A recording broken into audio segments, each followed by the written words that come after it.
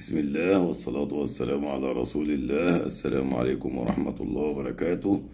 يا جماعة اللي بيحب النبي صلى عليه، عشان هنتكلم كلمتين مهمين جدا لصناعة الدواجن وللعاملين فيها وسبب الأزمات اللي منها. صناعة الدواجن رفعت أسعار الفراخ في الوقت الحالي والمستهلكين بيشتكوا باستمرار. بنوضح للسادة المسؤولين سبب ارتفاع أسعار الدواجن في الوقت الحالي وسبب ارتفاع كمان أسعار الخامات والمدخلات وسبب خروج ارتفاع أسعار الكتاكيت وأسعار البيض وأسعار معظم الخامات اللي منها ناس كتير بتشتكي في الوقت الحالي، وكمان الأسماك واللحوم الحمراء كمان.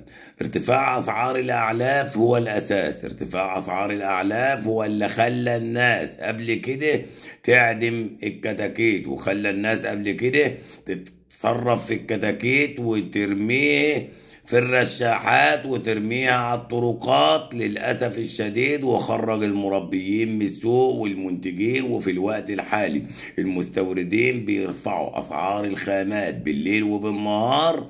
لما وصلت أسعار الأعلاف في الوقت الحالي ل24,000 وشوية وداخلة على ال25، ولازم يكون في تصرف ولازم يكون في وقفة للمستوردين من المسؤولين، لأن كل حاجة وبروتين الناس الغلابة المساكين هيتزيد، وكل حاجة هتزيد كمان سواء فراخ أو أسماك أو لحوم.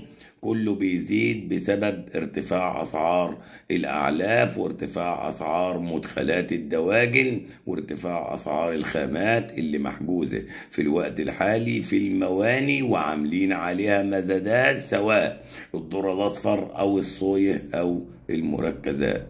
عشان تعرف معلومات كتير عن صناعة الدواجن والعاملين فيها، تابعنا على صفحة بورصة المنصورة للدواجن إدارة الحاج عبد المغيث، وعلى قناة رئيس جمهورية الفراخ على اليوتيوب.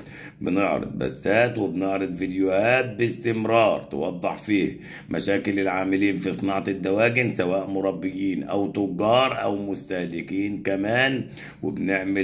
بنعرض فيديوهات بنوضح فيها مؤشر السوق رافع أو نازل، وبنعرض كمان فيديوهات نوضح فيها تربية الفراخ، تربية الطيور، تربية البط، تربية جميع أنواع الطيور باستمرار. بنحبكم في الله، وربنا يجمعنا وإياكم في الجنة إن شاء الله، ويرفع عننا وعنكم الوباء والغلاء، وييسر لنا وليكم كل أمر عسير. نشوفكم من